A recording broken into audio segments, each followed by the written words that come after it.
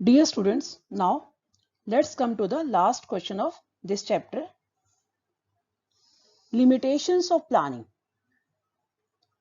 or we can say planning is not a guarantee of success, or sometimes planning fails in spite of the best efforts of the management.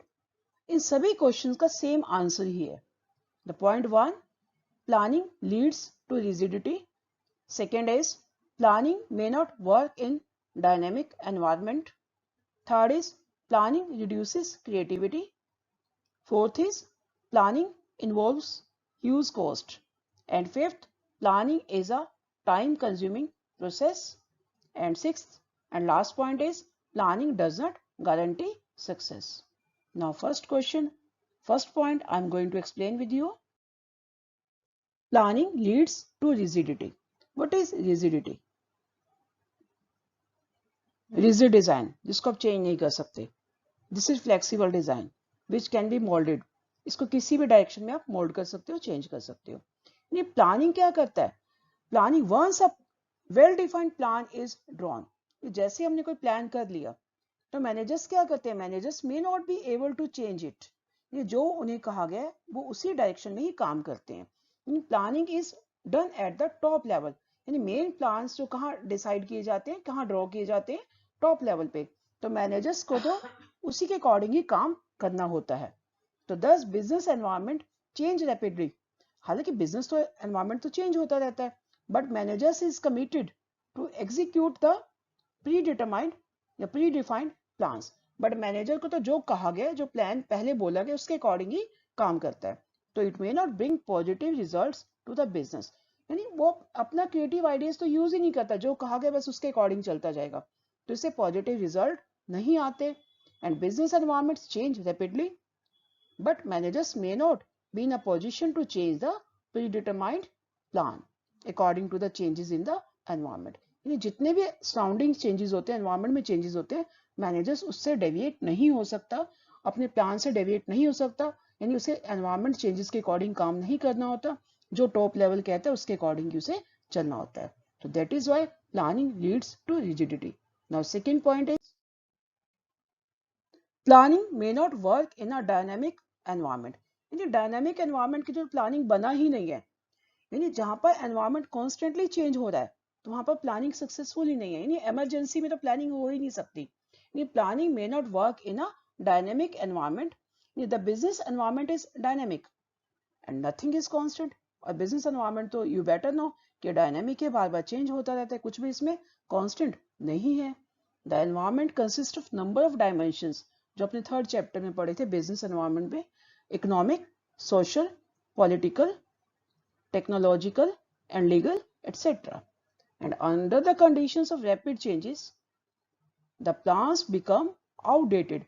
अब जितने changes लगातार आते रहेंगे, speed से changes आएंगे, rapid changes आएंगे, तो जो आपके प्रीवियस प्लान थे वो क्या हो जाएंगे? आउटडेटेड हो जाएंगे, इररेलेवेंट हो जाएंगे. But even before they are implemented, लेकिन फिर भी उसे इम्प्लीमेंट किया जा रहा है. तो since planning can not foresee everything and there may be obstacles to effective planning. यानी प्लान किया तो जाता है फ्यूचर के लिए, लेकिन प्लानिंग हमेशा सक्सेसफुल नहीं होती, हमेशा जो अपने प्लान किया उसके अकॉर्डिंग नहीं चलती. तो ये एनवायरनमेंट चेंज होता रहता है, तो प्लानिंग भी उसके अकॉर्डिंग चेंज होती रहनी चाहिए. बट ये प्लानिंग जो पहले की गई है ये डायनेमिक एनवायरनमेंट में काम नहीं करती. ये लॉन्ग टर्म प्लान तो हमेशा ही मैक्सिमम फेलियर रहते हैं. शॉर्ट टर्म प्लान तो फिर भी सक्सेसफुल हो जाते हैं, लेकिन लॉन्ग टर्म प्लान तो फेलियर को ही दिखाते हैं. Now next, third point is planning reduces creativity. यानी प्लानिंग से क्रिएटिव थिंकिंग ही खत्म हो जाती है. How? Planning is an activity which is done by the top management. Planning कौन करता है? टॉप मैनेजमेंट के द्वारा ही की जाती है. And usually the rest of the organisation just implement these plans. यानी मैनेजमेंट, टॉप मैनेजमेंट तो प्लान करता है और बाकी सिर्फ उसे इंप्लीमेंट करने के लिए होते हैं. तो as a consequence middle management and other decision makers are neither allowed to deviate from the plans or no they are permitted to act on their own. यानी इसका रिजल्ट क्या होगा? मिडल मैनेजमेंट और भी जितने भी डिसीजन मेकर है वो प्लान से डेविएट ही नहीं हो सकते. यानी जो कहा गया उन्हें वही करना है, और इवन वो अपनी मर्जी से भी कुछ नहीं कर सकते. तो they only carry out orders, उन्हें तो ऑर्डर को फॉलो करना आता है. Order means order, you have to follow this. तो बस वो अपनी क्रिएटिविटी तो यहाँ दिखा ही नहीं सकते, अपने आइडियाज तो सोच ही नहीं सकते. तो thus planning reduces creativity, there is nothing new and innovative. यानी क्रिएटिविटी तो बिल्कुल ही खत्म हो जाती है, कुछ भी नए थॉट नहीं है, कुछ भी इनोवेटिव नहीं है, कुछ भी न्यू आइडियाज नहीं है. Now next point is fourth, planning involves huge cost, or we can say planning is an expensive activity. ये inexpensive process है. कैसे? Because collection analysis, planning करने के लिए क्या करना पड़ता है? Collection करना पड़ता है, analysis करना पड़ता है, and evaluation of the different informations, facts and alternatives involve a lot of expenses. ये जितने भी हमारे पास facts हैं, informations हैं, उन्हें collect करने में, analyze करने में, evaluate करने में बहुत सारा पैसा खर्च होता है. क्योंकि इसके लिए कौन अपॉइंट करने पड़ते हैं? एक्सपर्ट अपॉइंट्स करने पड़ते हैं. और एक्सपर्ट्स क्या करते हैं? एक्सपर्ट तो अपनी फीस ज्यादा चार्ज करते हैं. तो इन दिस वे प्लानिंग तो बहुत एक्सपेंसिव पड़ जाती है.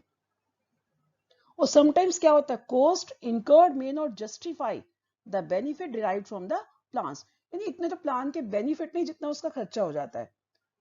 तो if the benefits of planning are not more than its cost, then it should not be carried on. अगर प्लानिंग के बेनिफिट कॉस्ट से ज्यादा नहीं है तो उस प्लान को करना ही नहीं चाहिए. तो planning process is very expensive. Even small and medium size concerns can not afford this. वो तो उसे अफोर्ड ही नहीं कर सकते. बिग कंपनीज तो फिर भी अफोर्ड कर सकती है, but small companies, medium size companies या concerns can not afford the planning. Now fifth point is planning is a time consuming process. यानी एक्सपेंसिव तो थी लेकिन ये टाइम कंज्यूमिंग भी है. क्यों? Because it take long time to evaluate the alternatives and select the best one. ये थोड़ी कि जितने ऑल्टरनेट है फटाफट चूज किए. पहले ऑल्टरनेटिव की लिस्टिंग होती है, फिर उनको इवेल्युएट किया जाता है, फिर बेस्ट उनमें से चूज किया जाता है. It takes lot of time and lot of time is needed to develop planning premises. अब प्लानिंग प्रीमिसेस एजम्पशंस, आप मान लो कोई बिजनेस करना चाह रहे हो, वो बिजनेस क्यों करना चाह रहे हो? उस पर्टिकुलर एरिया में अपनी शॉप क्यों खोलना चाह रहे हो? वहाँ कस्टमर ज्यादा है, क्लाइंटेज ज्यादा है, उस बिजनेस का स्कोप ज्यादा है. तो इस प्लानिंग प्रीमिसेस में भी बहुत सारा टाइम लगता है. तो whenever there is need for prompt and immediate decisions, और जब जल्दी से डिसीजन लेने हो, then we have to avoid planning. तो उस केस में प्लानिंग नहीं कर सकते. तो planning is not practicable during emergencies में तो है ही नहीं. when quick decisions are necessary, तो वहां पर तो प्लानिंग चल ही नहीं सकती. Now last point of this question is planning does not guarantee success. अब ये नहीं कि प्लानिंग कर ली तो सक्सेस होगी, सक्सेस डेफिनेट मिलेगी. No, it is not a guarantee of success. The success of an enterprise is possible only when plans are properly drawn up and implemented. कहते हैं कि ऑर्गेनाइजेशन की सक्सेस किस पे डिपेंड करती है?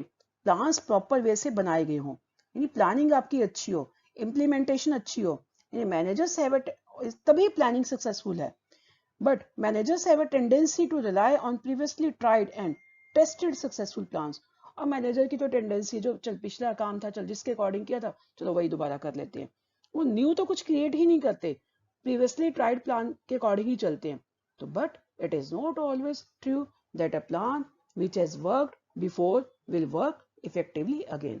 जैसे लाइक जो लास्ट ईयर हमने पढ़ाने की प्लानिंग की थी, वही प्लान तो हम नहीं कर सकते ना इस साल. We have to change according to the changing situations. तो इसी तरह से हमेशा हमें प्लानिंग को अपनी सिचुएशंस के अकॉर्डिंग चेंज करते रहना चाहिए. तो this is the last point of this question. Planning does not guarantee success. Thank you and have a nice day.